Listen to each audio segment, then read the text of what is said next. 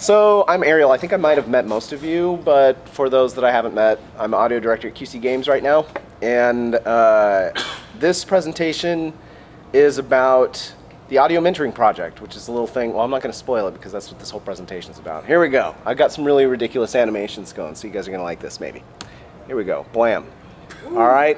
Unpacking the audio mentoring project. That's just the start. This is really going to distract from what I'm going to say, which is what the intention is.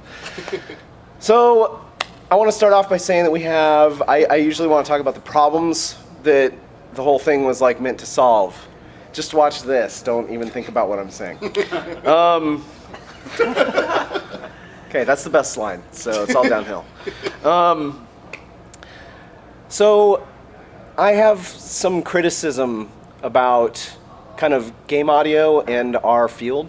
I'm not sure if you guys are actually in game audio. Is anyone here working in game audio? Who's working in game audio? You guys? Okay. What are you guys here? Are you guys like just interested in working in it? Students, yeah. Students? Awesome. Okay, so I should probably, there's going to be some slides I'm going to really flip through quickly. So my observation of game audio is basically that it's a super hyper-competitive field in a hyper-competitive industry, and we have way more people than jobs in audio in general, sort of underfunded. At least that's how people in audio sort of feel about it. That is, there's usually not enough of us to support, you know, these massive projects. We're kind of really tiny little teams, so it's all just it's like a pattern of like competitive, sort of really hard to get the job, and it's just really demanding. And then you take that and it's kind of like you zoom out a little bit, and this is kind of the same thing with game development in general. Super demanding, super competitive. We're a leading industry for both creative and tech, so you've always got to stay kind of right at the forefront, and we kind of have a responsibility, I think, to each other and to our players and to the world and stuff, and so we're trying to like really, you know, be our best and keep things moving forward, and we love working in games, and so we want to make sure that there's always places for us and that we're always kind of at the front, because I feel like in game development and in audio, if you ever kind of are starting to fall behind or not be innovative and push the trends, then you very quickly become obsolete. And we also kind of, I think, have a leadership problem in this industry, which is that you know, it's still, even though it's kind of getting there in terms of it's a big industry, but we still haven't really been around that long. And so you've got, what tends to happen is that you take people who are really high performers and you stick them in like leadership positions, but that may not necessarily be what they're good at, and so they're kind of learning on the job of how to become a leader. And so there's a bunch, it can lead to like bad training, or, you know, maybe people learning the wrong way or having role models that aren't necessarily the best for people just starting out. And so that can cause, you know, this kind of like pattern of people becoming kind of crusty and cynical and burn out, and maybe people get taken advantage of. And this is not going to be like a super bummer of a presentation, but I think it's important for us to talk about this stuff. Plus, you also have this catch-22 that I hear a lot, which is like, well, I need experience before I can get experience, and I need connections before I can get some connections, and I need work before I can get some work. And you hear all these problems all the time, and I have you know, sympathy for it because I went through it too, and it kind of feels like this really almost roll the dice about how you get into games. It's not really true, but that's how it can feel. So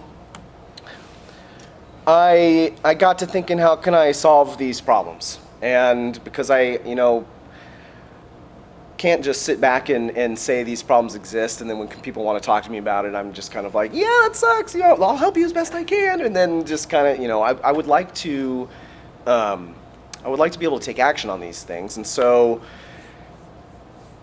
what I did was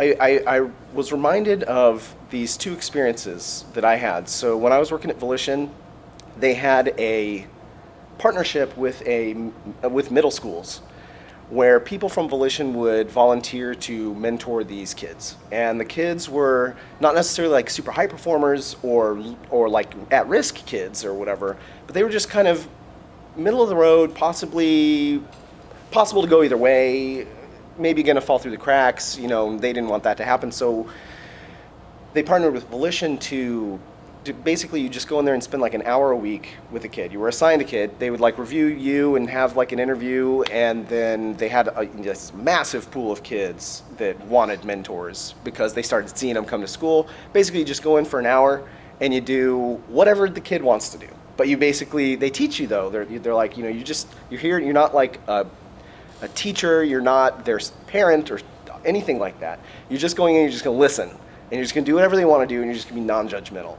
And I was resistant to it because I'm like, I've got my own kid, I don't have time for this, and blah, blah, blah, you know, I've got a lot of work to do, you know. But finally, like, everyone kept like, they're like, do it! And so I did it, and it was amazing. It was amazing. I would still be doing it today, but I had to move because I got a different job. But it really made a big impact, and so I was like, maybe there's something to that. And then I started thinking also, because I did have the good fortune after kind of getting into AAA, of having people that took an interest in me, you know, and they gave me guidance, and I noticed that their advice was consistently good, you know, so I kind of latch on to them, but it was a very similar thing. After I started doing this to this kid, I started realizing, oh, there's people doing this for me, you know, which is like listening non-judgmentally, asking me questions, pushing me, you know, to be better. So I thought there would be something to it. So then in GDC in 2014, I said, okay, well, what I'm going to do, it was kind of sneaky, but whatever. I basically was like, I'm going to casually talk about apprenticeships to a few people that I love and care about in this industry. I'm going to see what they say. So I just kind of go and I'd be like, you know, we should have like, you know, what we ought to do is have like a return to apprenticeships, you know, or something like that. And people were hip to it. I mean, no one was like, no, that's dumb. Everyone was kind of like, yeah, that'd be cool. Yeah, I don't know how to do. Yeah, that seems neat. That would be cool. I agree, you know, or whatever. But it was around that same time that I actually I had got a new job, and so I was kind of like, I can't really deal with this. But it was just a little data point. I was like, well, that kind of went well. And then in 2016, I did the same thing because I gave a presentation that was about basically leadership. And I was like, afterwards, I was asking people, I was like, we ought to really have some kind of system to like mentor each other and do apprenticeships. But that time, like, it was crazy. Like, everyone was like super excited about it. And they're like, yes, like desperate. Like, yeah, we need something like that. Why isn't anyone, you know, how do we do it? So I wrote up this like manifesto after GDC 16. It was just a Google Doc, and I sent it to, I don't know, maybe like a dozen trusted people that I admire, that I was like, you guys are awesome. I would love your feedback. Which I will discuss, yeah. So it was pretty straightforward. It was basically, we care about the future of game audio. We believe that we need a strategy to leave it better than what we inherited. We need free programs that help people grow and build genuine, long-lasting relationships. And then I was basically saying, I think we can do this through one-on-one mentoring, and I was like looking for people to help me build it. And then I basically laid out like a really loose framework for how people could apply to be a mentor and apply to be a mentee, and then we'd have some database, and then some group of volunteers would basically like match them, you know, and be like, okay, this person seem like a good match, then we'll figure that out. And everyone, it was amazing. Everyone wanted to do it, and everyone wanted to help. So, oh, actually, yeah, I'm going to show you the people that helped build the AMP. These are people that basically advise the processes and the policies and help build the content that we have, which a lot of it is like, if you go to the website, that's kind of all you see. It's just this really kind of simple looking website, but there's a ton of stuff going on in the background that I have in here, but we'll go through it quickly. But I want to show you these people because these people are amazing. So, alphabetical order.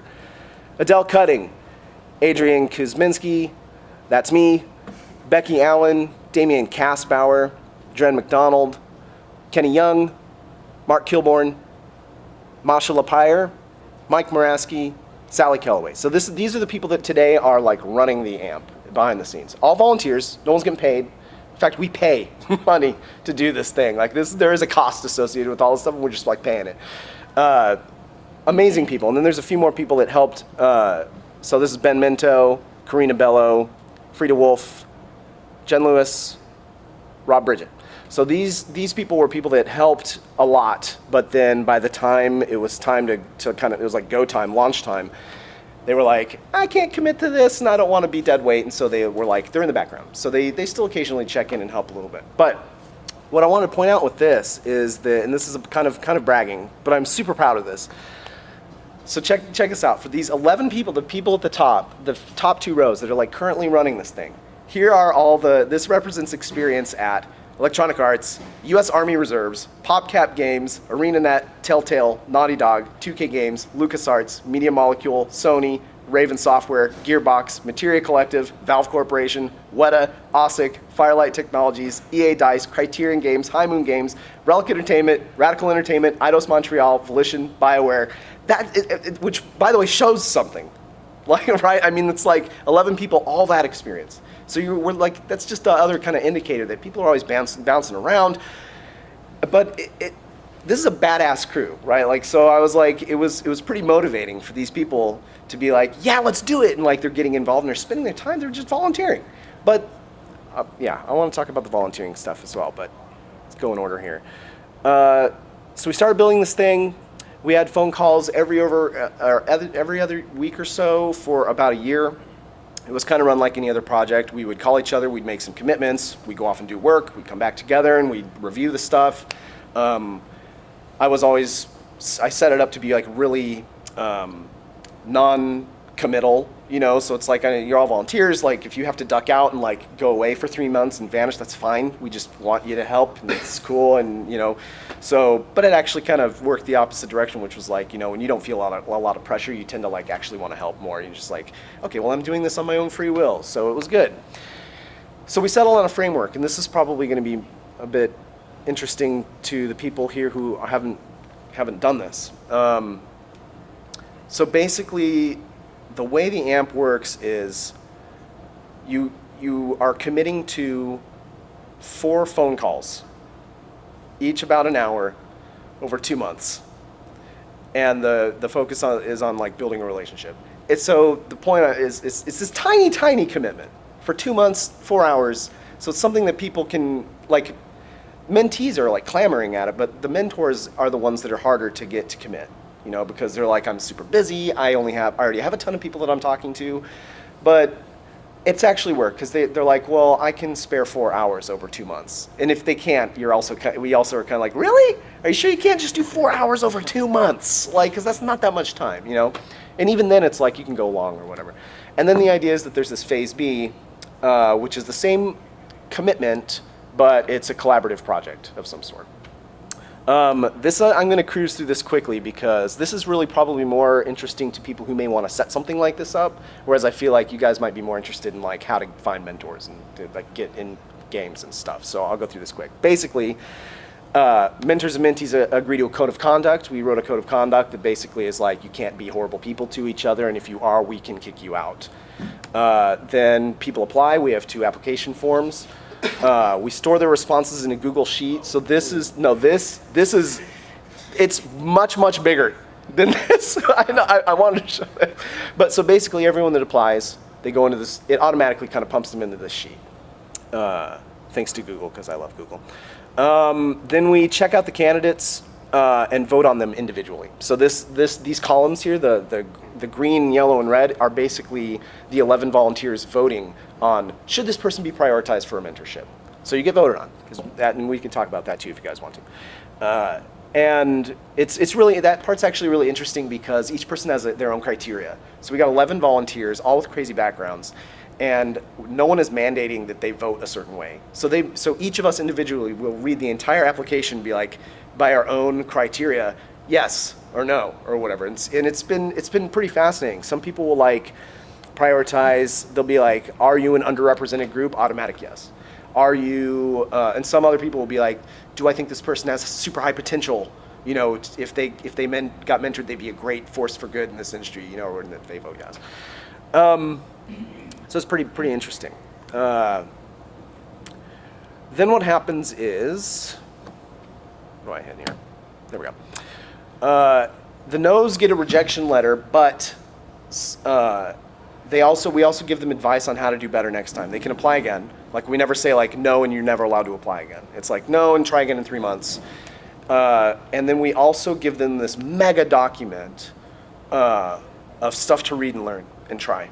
And it is like a massive rabbit hole. This is like a 4-page doc. I'm just taking a little snip of it. Lots of really good information and links to other, places where you can read a bunch of other stuff. So it was a collaborative effort, and it's pretty massive. And then on top of that, you also get this giant spreadsheet we made of how to get free sound effects on the internet.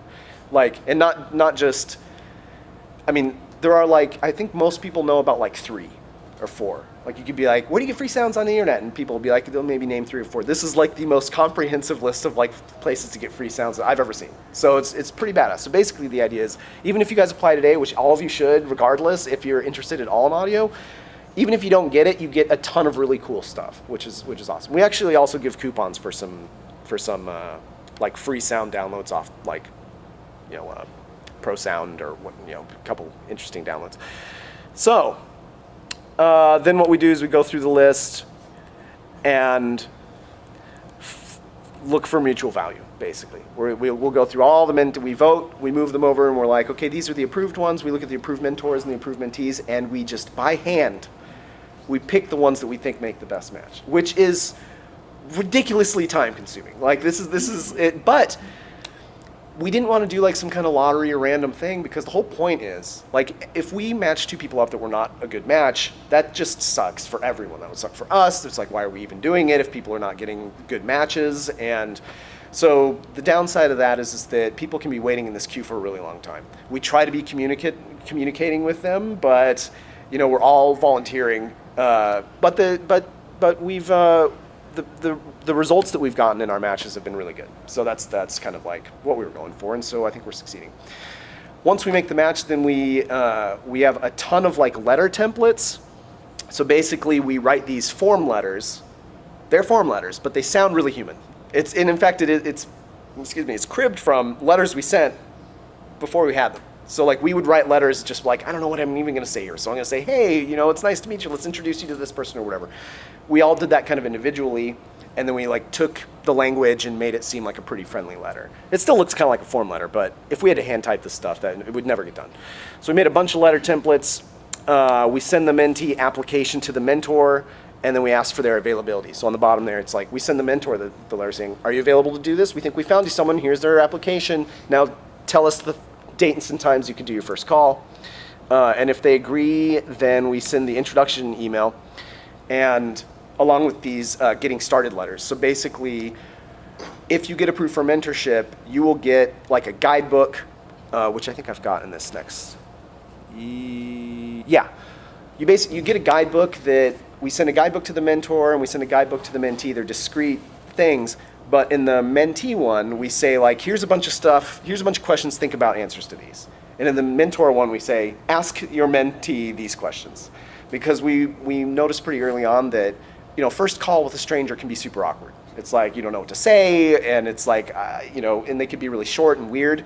So basically, we've put a little bit of structure in place for the first call to be think about this, mentor, ask these questions, and it makes the call feel pretty natural. And the answers to these questions are going to give you a ton of stuff to talk about for the next calls. So, and that's been also going pretty well. All right, let's see. Then what we do is we check in. So after a month or so, the volunteers that arrange for it reach out to the mentor, see how things are going. Yeah. And then when they complete 4 calls, then they're done with the phase A, and then we check in and do kind of an official check-in, and we're so, how's it going? And we let them know, and that we say we're going to reach out to you both individually. This is a new process, by the way, for mentors in here, Chris. We basically say we're going to ask you both if you want to do the next one privately, and then if either of you guys say no, we're going to close it out, but you guys can keep talking. We just ask to do it with the code of conduct in mind as human beings and whatever. And then, and that's kind of it. We're kind of all right, boom, amp is out. But hopefully we've made kind of a long-lasting relationship. I'm just going to cruise through these. Okay, so That's basically it. So basically, we're introducing random people, not random. We're introducing strangers who we think should meet each other, and it'll result in positive outcome for both people. And we do it by hand. It takes a really long time, but the results have been awesome. So stats, I made some these are infographics, I guess, barely. This is how I do infographics. So basically, each one of those little people represents how many people we've done this with. So 475 people have applied. Actually, that's also including the volunteers. So there's 475 people involved in this thing today. 323 of them have applied for mentorship. 141 of them has applied as mentors, and then those last people at the bottom, that's us, the volunteers. So there's 11 people supporting 464 of these people, which again, that's why it can take us a really long time to get to actually making these matches. But we're not gonna give up any kind of standards, so we just keep at it, slow and steady. So 70% are mentees, 30% are mentors. We desperately need more mentors. What's interesting is we get a lot of people asking to volunteer. They'll be like, hey, can I help out with some of the back end stuff, and I'll do it. And we're like, we don't actually need that. What we need are mentors, because there's all these people that are just kind of waiting in line. And many of them are they've been in the queue for 6 months, and we just need more people to help. So spread the word. If you ever see me tweeting about this thing, please retweet and stuff like that, because we need mentors. We also have, right now we have 54 active mentorships. Some are kind of in a little bit of a limbo because we're trying to figure out if we need to close them out. We kind of went into the background to figure out what we do at this point. We're kind of changing some stuff. But that's 108 people benefiting from this thing. People who wouldn't have met if we hadn't kind of put them together to actually to talk. And we also have all of this was just with one really buried little press release on a website called Designing Sound, and I did one interview, about a month or two. No, it was a few months after launch. So we have not really even talked about it that much, but there's 500 people basically that get involved, and so it was funny because we weren't ready for that, and we thought no one's gonna even do this. We were like, no, well, sure, we can announce it. No one's even going to say it. But then we got this massive influx of people, and we intentionally try not to get too much noise going on about it, because we're we can't really actually. We have a ton of things already, so we have some plans to kind of kick it off a little more seriously soon. So, but that's how it all goes, and that's kind of where we're at. So, something that I get a lot of questions on. One other thing I would say is that with the 100 people doing this, we're getting all this really interesting data, because we're checking in with all these people, and we all kind of keep track of what people are saying, mentees, mentors, and it's pretty wild, because it almost feels like you're running a matchmaking thing. And unfortunately, we haven't had anything weird. There's no stalkers or anything like that. But kind of facilitating two random people to talk, and making sure that and kind of encouraging them to actually talk, and kind of making sure everything feels okay and stuff like that, gives some really interesting data, and it's all been really good engagement and response, but we also get a ton of questions, and so some of those this is one of the most common questions. Is sort of what does it mean? What do I need to do? How do I be a good mentor? And then the next slide's the same thing, but for mentees. So as far as mentors go, what we say is, to be a mentor in the AMP is basically just guidance without judging anything. You want to basically create a safe place for people to say the wrong thing, or ask questions they feel really uncomfortable asking kind of publicly, questions about money, or questions about, I went to this event and this thing happened. Should I feel okay about that? Or, things like that. You're trying to give someone a place where they can ask the things that they have always sort of wanted to ask, and get an honest response without feeling judged. And then also it's about validation. A lot of what we've seen are the mentee is asking the mentor, Is this a big deal? Is this not a big deal? How should I feel about this thing? Or did I do the right thing? Did I say the wrong thing? Should I have not said that? Things like that happen all the time. That's like a big part of what this is. And kind of non-judgmentally about what went down, you kind of say like, well, the results could be this, or that might cause this, or whatever. But you want to go into it very non-judgmentally, because you're not a supervisor, you're not a teacher to student exactly. It's more like an advisor. We tell our mentors to sort of imagine that you're like a peer. You're just a human. That's kind of the hierarchy here. It's like human hierarchy, and you're a peer, but you're really experienced, and they're not as experienced. So like, treat them like a friend, because that's what they really desperately need in these situations. Because remember the first slide. It's like it's really hard. It's really hard trying to work in game audio and get a job.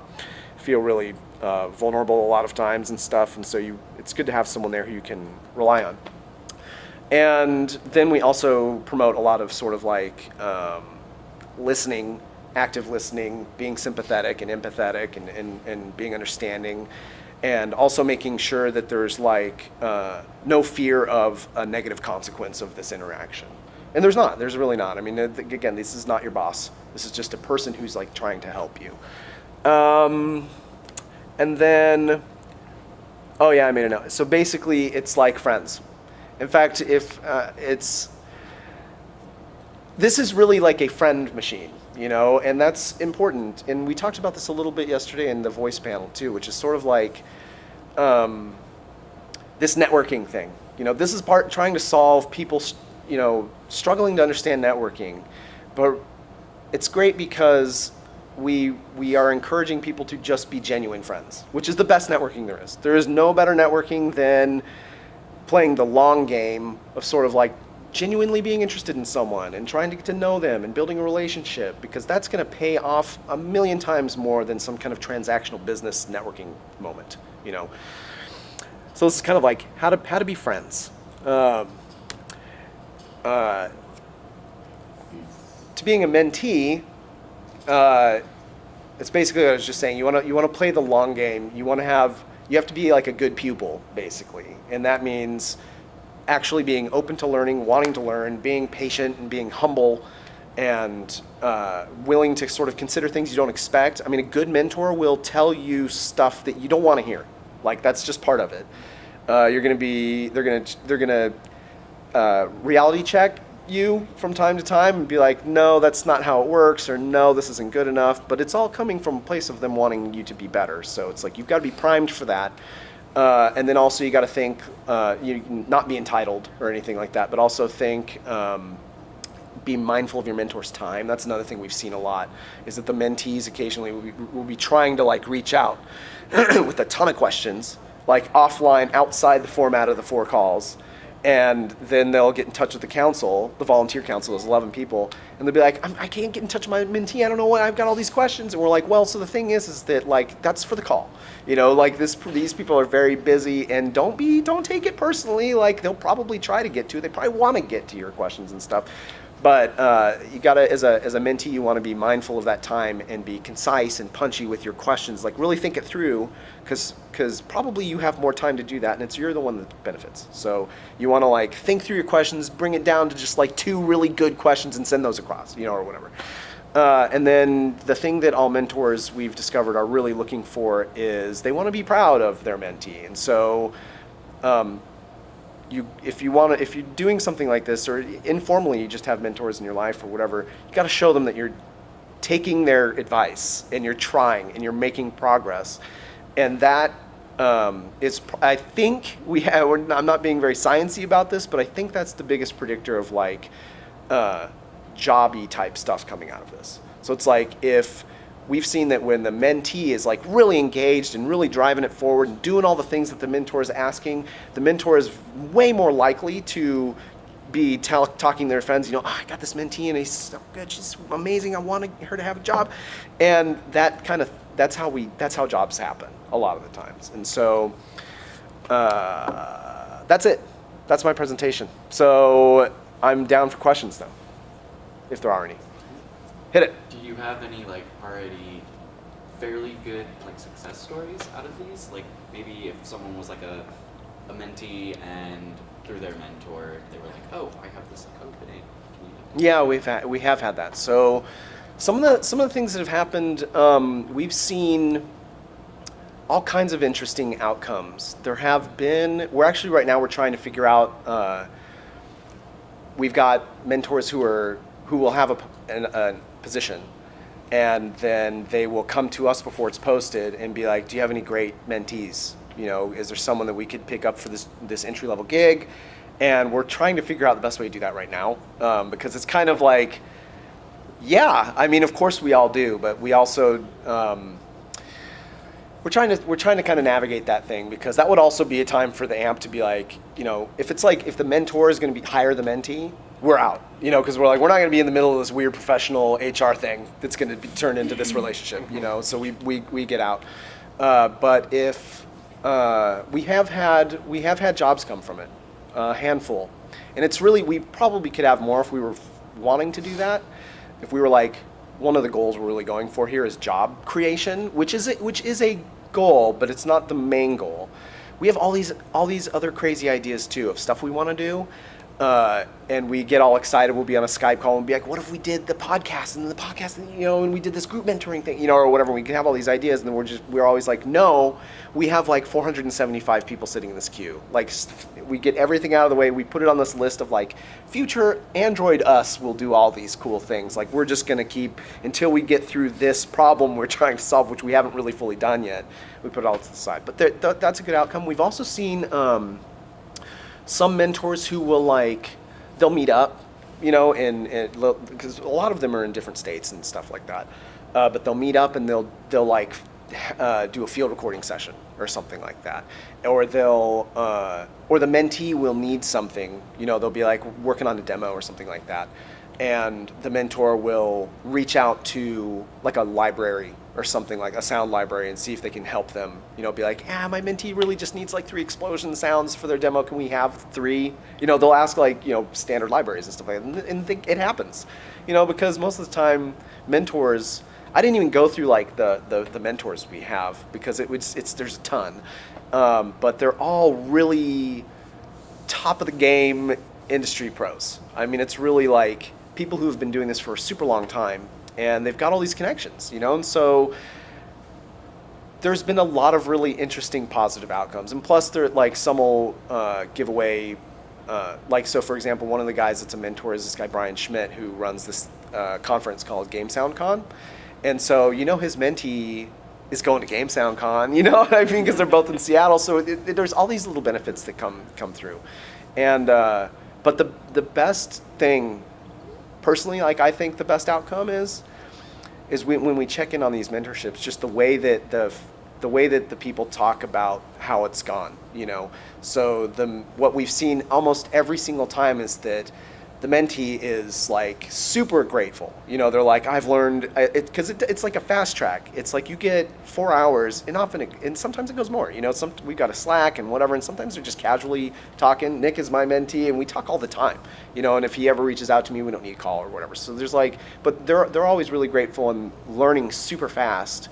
But the one thing also that's interesting is the mentors are like all kinds of unexpected stuff from that. It's like I think every single mentorship we've checked in on, the mentor is like, I learned way more than I thought I was going to learn, and this has been really it's helped me like unravel things that the mentees reminding me of like, I should be grateful for my life, and it's all this perspective stuff, and then and plus just the networking potential of all this stuff is huge. So if you get assigned a mentor, and you put your heart into it, and you actually take it seriously, and you are prepared every call, and you show up with good questions, you're gonna be introduced to other people. You're gonna be on that list of people that person goes and recommends and stuff. So there's been lots of interesting good outcomes, and yeah, there has been some jobs that have come from it.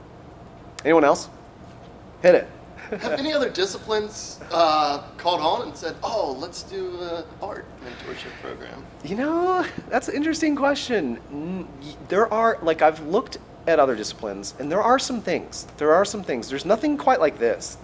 I don't think there's anything quite like this in game dev at all, where it's like you take 2 random people, you put experts to match them together, and that kind of thing, like on a one-on-one kind of relationship. We're thinking about doing that. Like we are thinking about, we're like, well, audio mentoring has been a huge success. We've hardly even really done that much with it. Like we're just kind of behind the scenes, like trying to process what we got. We're like, well, what if we changed it all to game dev mentoring, and then we had like audio, art, programming, design, and we just went and got those experts, and we got the framework. They can use all the same stuff. They can use all the same letters, use all the same, like we've already done the hard back end work to do it. So we're thinking about doing something like that, but it's also kind of like, oh dear God, like we haven't even, that's again one of those things where we're like, well, we haven't even finished all the people in the queue right now for us.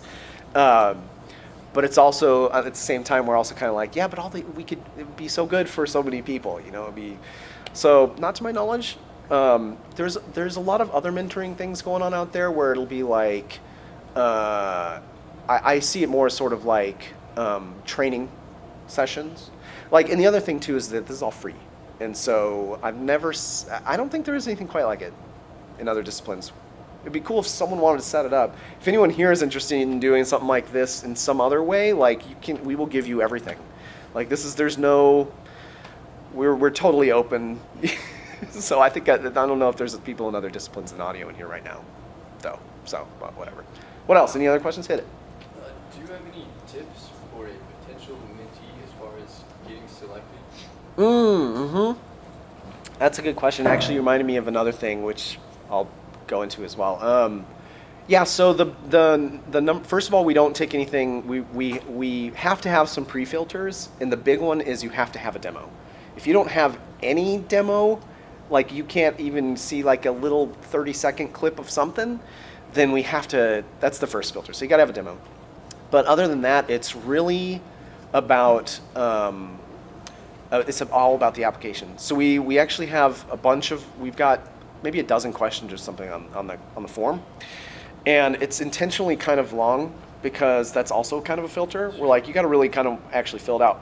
But what we see is a lot of people that one sentence through it, you know, and those people are not going to get picked. That's just, you're not going to get it if you just have a lackluster application. This whole thing, by the way, this entire process, there's so many analogs to game dev, to an actual job. It's like, how do you fill out a smart application? How do you communicate with someone who's more experienced than you? I mean, it kind of emulates a lot of the actual stuff you'd be doing.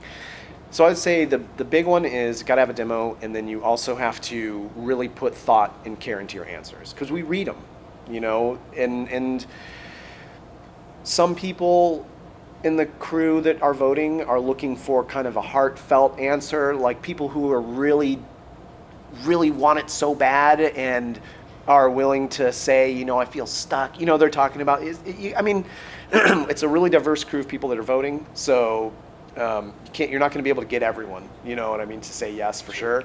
But thoughtful answers, anyone that looks like they've done some legwork too matters a lot, because it's kind of like there was a saying I read in a book just yesterday that was like, never ask your mentor something you can find on Google, because that's just rude. You know, it's like then you get the response back that's like, let me Google that for you or whatever, you know. So kind of like that, it's like you want to, there's a ton of research, you can go to the AMP website and like read through that. And if you really read through it critically, you're going to get a lot of hints about the sort of thing that could help you. We also have a public info at audiomentoring.com, and if you email that, a few people have done this. Most people don't, because I think they feel kind of weird about it. But if you email us and say, I'm about to apply, can you look at my stuff? I just really want it, and you have any tips? Like, we'll send you a bunch of stuff. Like, we have a website that's like, if you get rejected, it's like, here's what you need to do next time. Between now and then, do these things and you'll probably get accepted. The other thing I was going to say is we also have a lot of interesting insight because of all this data we have about sort of how to get a mentor without this, you know, like what mentors are kind of looking for. And this isn't the only way to do it. In fact, we talk about this, which is that this is a totally contrived way to find a mentor. You know, like this is not really the best way, but it is a way. It is something to help people do it, you know. We've seen this work to create real relationships, you know, but like really the best way to get a mentor is an informal thing. You know, it's like you find someone that you see that you respect and admire, and you ask for advice a little bit. You see if the advice kind of is guiding you in the right way. You make sure that they have a good reputation and someone you really admire, and then you just kind of over time, it could take a really long time, but over time you sort of like build an actual friendship and relationship with them. So another thing that we have run into is like mentees basically saying like, it's good to have multiple mentors if you can, that's like awesome.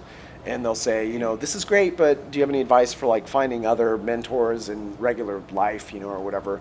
And so we have some guidelines for that too that we will send across if people ask. We have a ton of stuff that if people ask, here's all the extra stuff, but we're not necessarily like spoon feeding it to people. Yeah. To answer your question? Yeah, absolutely. Yeah, okay. Thank you very much. What's up?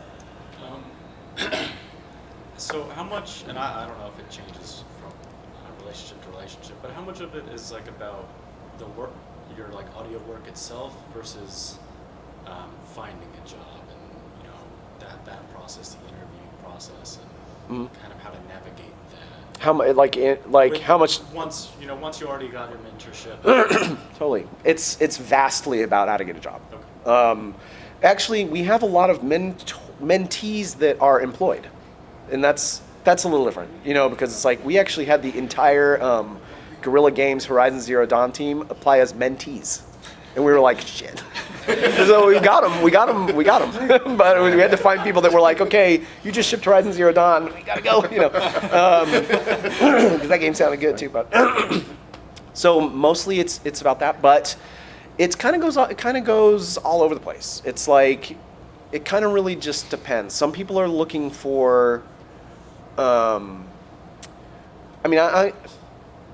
people that aren't employed yet, I don't think we've had a mentorship where that wasn't the primary focus. Was sort of like, like helping them know what to expect with an interview and how to deal with the fact that you don't hear back, how to deal with, rejection and all that sort of stuff, and then, how to resume guidance, cover letter guidance, interview tips, and in fact,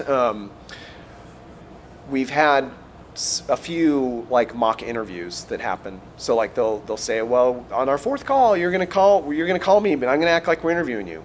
So, or the mentor will call and be like, they'll do an interview, and then they'll do like a bit of a critique afterwards. So that's been pretty cool. But then there have been also a lot of mentorships where they are focused on building their chops, and that's if we see that. So basically, in the forum, there's the whole thing that's like.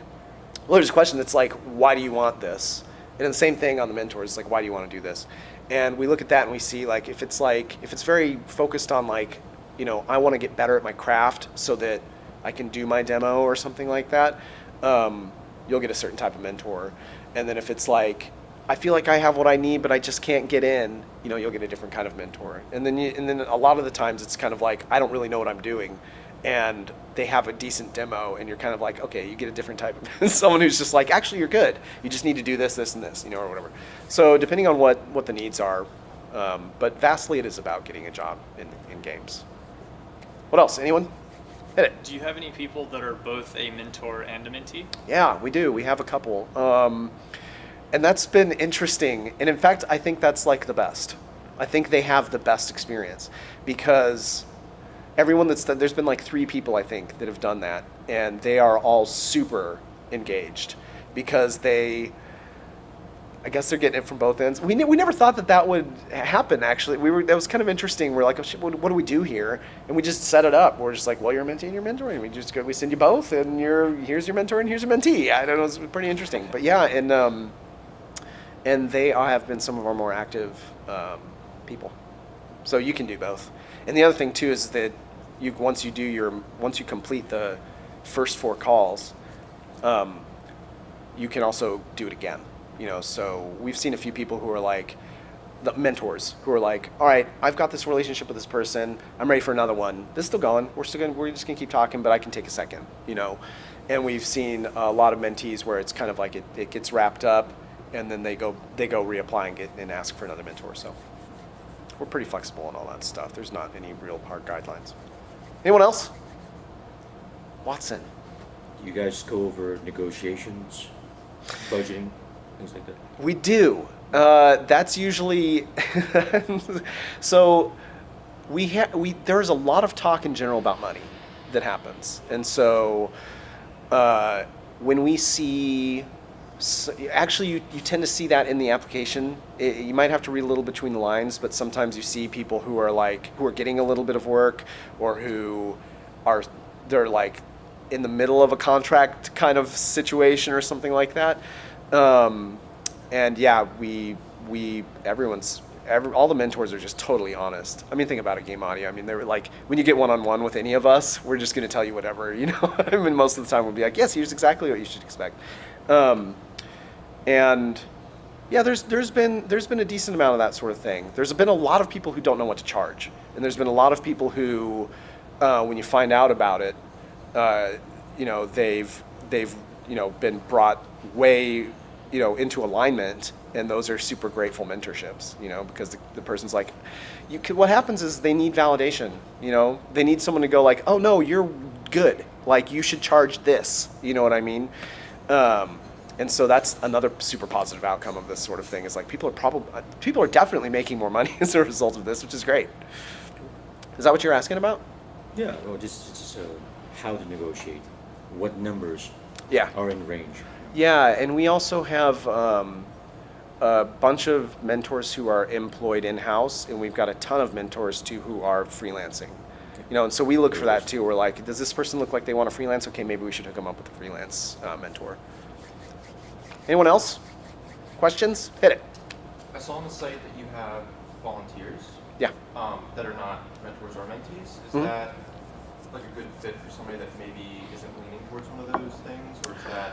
So the volunteers are doing really the core thing of a volunteer's job is to make the matches.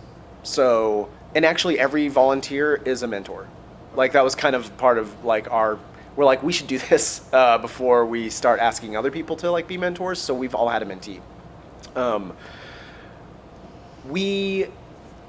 The volunteer thing is tricky because first of all, we always are trying to maintain a balance of men and women. So there's like, actually right now because someone ducked out, we're at one extra guy, but we have 11 of us. So we're actually looking for like a woman to volunteer right now. But you're in? All right, send us an email. Cool. And it's also really kind of delicate because we have, like, we're not just gonna, you know, basically like bringing someone into the volunteer crew means that there's no hierarchy, you know, so we kind of let everyone, it's got to be super trusting. So anyone could go in there and delete the spreadsheet, you know, or whatever, like all kinds of, and crazy stuff happens sometimes on accident. But like, it's also someone who's going to see a lot of personal kind of information about people. We don't get like phone numbers or anything, but we do have email addresses, and we do have names and email addresses of like a ton of industry leaders and people who are looking for jobs. So it's just a lot of data. So we take the volunteer bit especially, we scrutinize it really hard. In fact, there's a vote, and it's pretty much got to be unanimous. Like everyone's like, yes, bring this person in now, you know, or whatever. We're also kind of entering into a phase right now where